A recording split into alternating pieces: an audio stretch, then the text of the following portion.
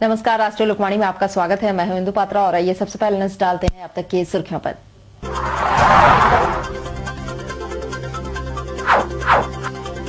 जिला प्रशासन के हाथ लगी बड़ी सफलता, 5 बाइक समेत 1 अपराधी गिरफ्तार।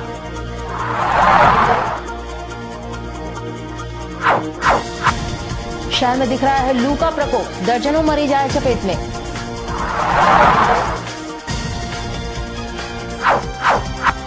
और गोविंदपुर थाना क्षेत्र में चोरों ने दुकान से उड़ाए 2 लाख नगद।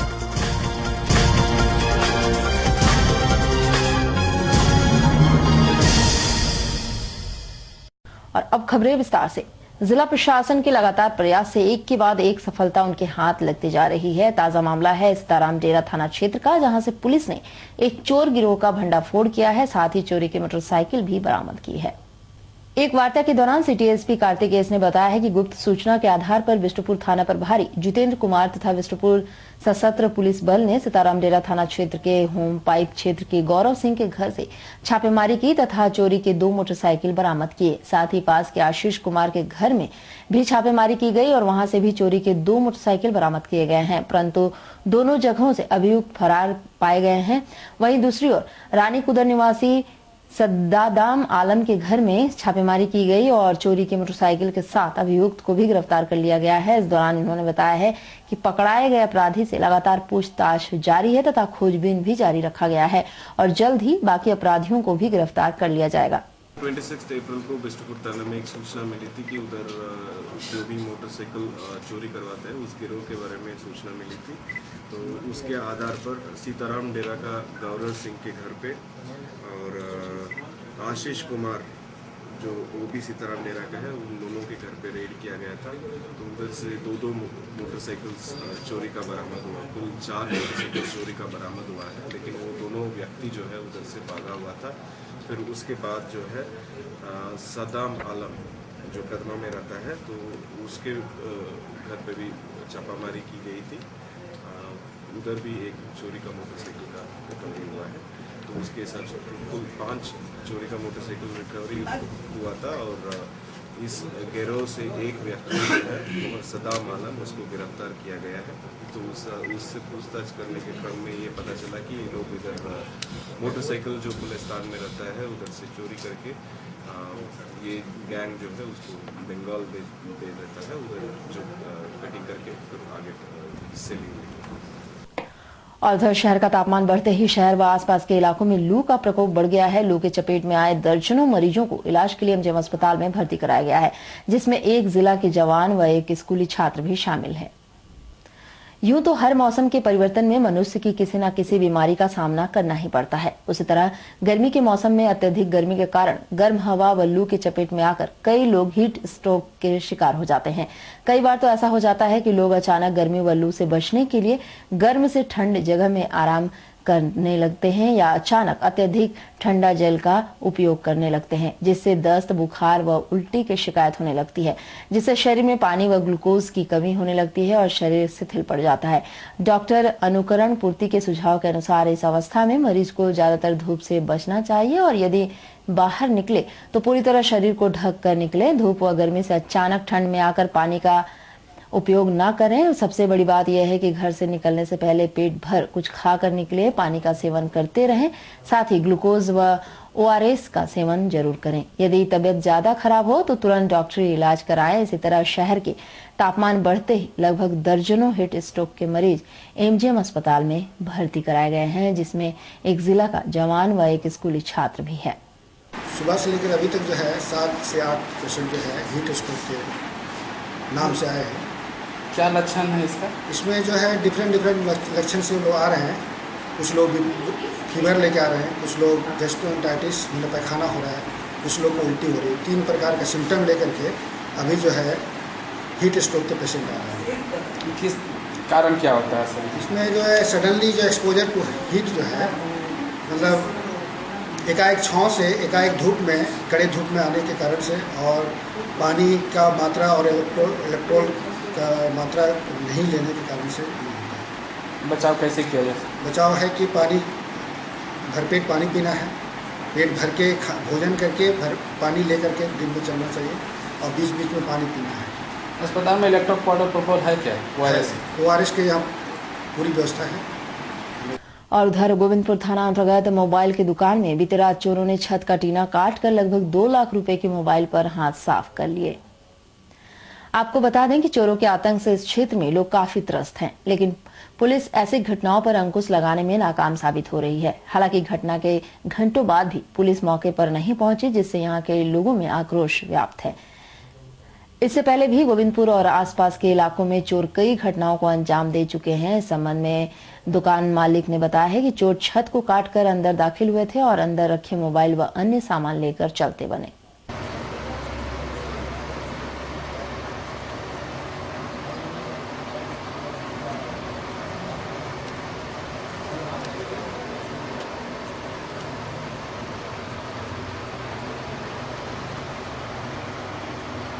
खाली है, उसको छोड़ दिया। सदस्य है ना, वो अभी पड़ा हुआ है, हम यूज कर लिए थे।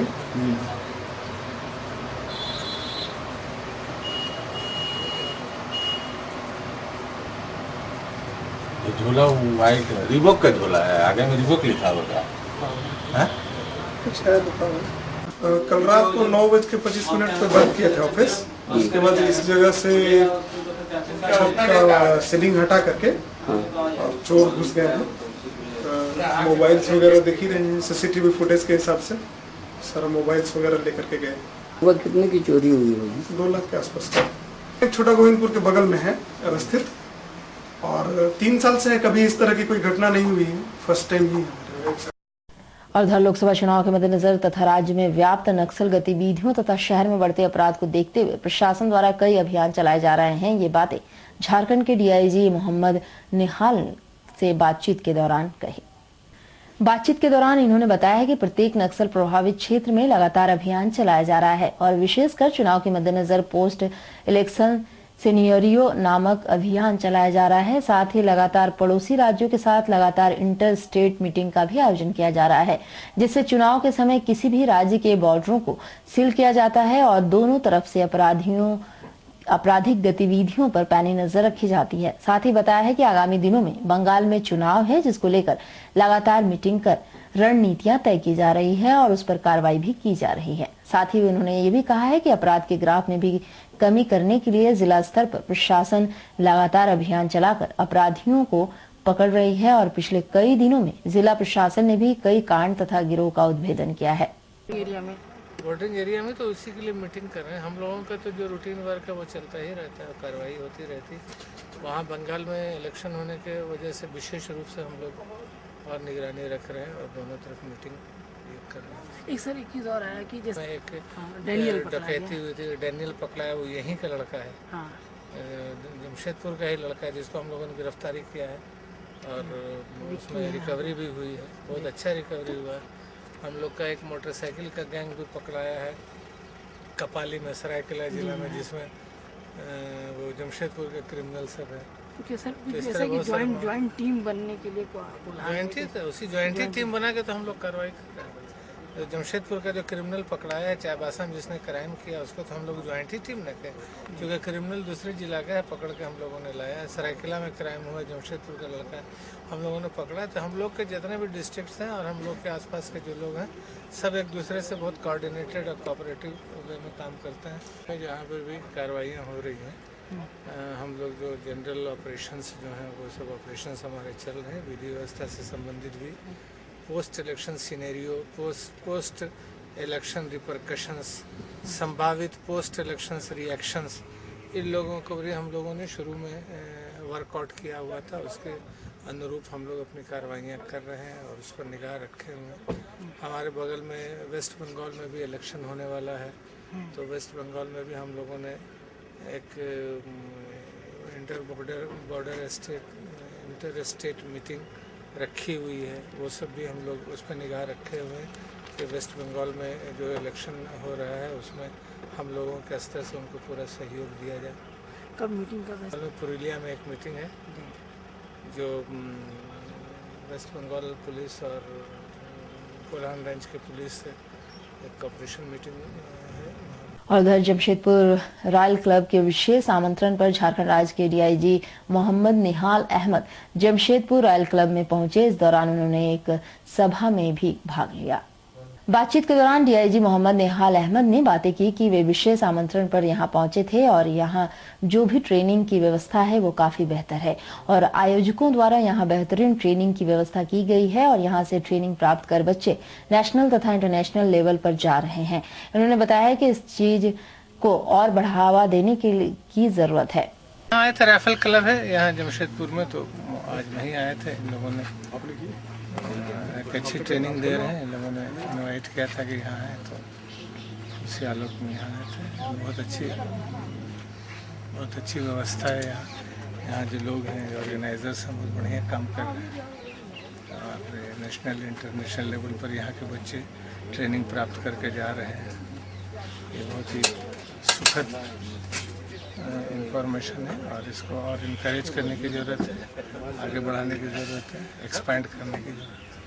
किस प्रकार से ताल्लुक ही नहीं, वो दूसरा इशू है, ये ऑल टुगेदर दूसरा इशू है। यहाँ पर ट्रेनिंग से है, जागरूकता से संबंधित है कि हम लोग जो लाइसेंस होल्डर हैं, जो पब्लिक हैं, उनको राइफल के बारे में क्या जानकारी लेना, या जो लोग स्पोर्ट्स के हैसियत से इसको अडॉप्ट करना चाहते हैं उनके लिए क्या तरीका है, वो सब होना चाहिए इसमें। इधर चाकुलिया कामरीगुड़ा गांव में एक बहसी पति ने अपनी वृद्ध पत्नी को हंसुए से मारकर जख्मी कर दिया। वह पास के जंगल में ही लकड़ी काटने गई थी। परिजनों ने उसे इलाज के लिए एमजीएम अस्पताल में भर्ती कराया है, जहां उसकी स्थिति नाजुक बनी हुई है।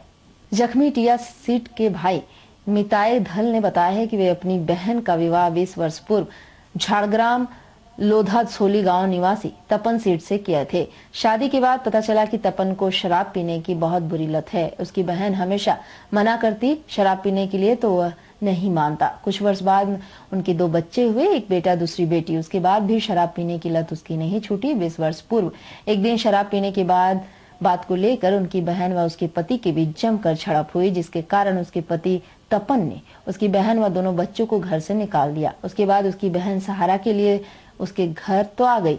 तब से अब तक वह उनके ही घर में रह रही है। 15 दिन पूर्व तपन उनके घर आया और उनकी बहन व अपने दोनों बच्चों को वापस झाड़ग्राम चलने को कहने लगा। सभी ने इनकार कर दिया झाड़ग्राम जाने से। उसके बाद वह इस बात से नाराज रहने लगा। रविवार की सुबह जब टिया सीट पास के जंगल में लकड़ी काटने गई तो तपन वहां घात लगाकर हमले के नियत से बैठा था और मौका देखकर उसी जंगल में उनकी बहन को हत्या के नियत से हंसुए से मारकर जख्मी कर दिया। उसके बाद उनकी बहन किसी तरह खुद को बचाकर घर पहुंची। तब वे लोग घटना की शिकायत चाकुलिया पुलिस को किए और उसे इलाज के लिए एमजीएम अस्पताल में भर्ती कराया, जहाँ उसकी स्थिति नाजुक बनी हुई है। मरा मतलब 20 साल पहले जब दोनों बच्चा हुआ ना इसका, तो 20 साल पहले छोड़ के चल गया। क्यों? मतलब मार के भगा दिया, चल गया ना। तो फिर 15-20 दिन पहले आया कि हम चलो सबको लेके जाएंगे एक साथ। तो उसका बच्चा अभी भी जाने के लिए तैयार नहीं हुआ, जिससे गुस्से उसको मार दे। अभी शादी होती है बच्चा लोग का? क्या बच्चा लोग बच्ची का शादी है अभी। कब? वो कम 1 महीना बाद। नहीं, वो दारू पी के वो मारपीट करता ना, तो सब मार कर भगा दिया। कहाँ का रहने वाला था वो? है झाड़ग्राम लोधा सोली। और उधर शहर में बाइक सवारों से ज्यादा टेम्पो चालकों की रफ्तार तेज हो गई है। प्रशासन भी अब उनकी रफ्तार के आगे ढीली पड़ती नजर आ रही है, जिसके परिणाम दुर्घटना के रूप में आए दिन देखने को मिल रहा है। रविवार को टेम्पो चालक की लापरवाही के कारण 2 युवक बुरी तरह जख्मी हो गए। दोनों का इलाज एमजीएम अस्पताल में कराया गया।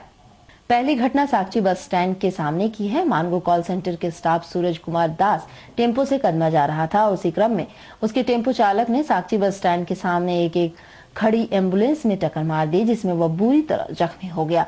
बाद में पुलिस ने उसका इलाज एमजीएम अस्पताल में करवाया। बस स्टैंड के आगे ये हाँ जी, साकची बस स्टैंड। गाड़ी में मारा है? ऑटो वाला मारा एम्बुलेंस में। वहीं दूसरी घटना मानगो पुरुलिया रोड की है। मानगो पुरुलिया रोड निवासी कमर इकबाल अपने बाइक से साकची अपना दुकान लगाने जा रहा था कि उसी क्रम में पुरुलिया रोड में एक अनियंत्रित टेम्पो ने उसे टक्कर मार दिया, जिसमें वह बुरी तरह जख्मी हो गया। स्थानियों की मदद से वह अपना इलाज एमजीएम अस्पताल में करवाया। मार्केट आ रहे थे दुकान लगाने के लिए, एक ऑटो चले जा रहा था, कैसे चला रहा था, ऑटो से बचाए तो बच्चा आ गया, बच्चा को बचाए तो गाड़ी गिर गया तो चोट लग गया। वो आ रहा था, कैसे चल के आ रहा था कुछ समझ में नहीं आ रहा था, एकदम इधर उधर देखते। और चलते चलते एक नजर तस्वीर से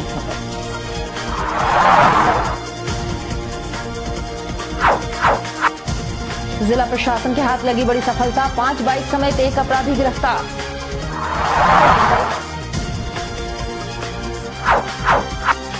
शहर में दिख रहा है लू का प्रकोप, दर्जनों मरीज आए चपेट में।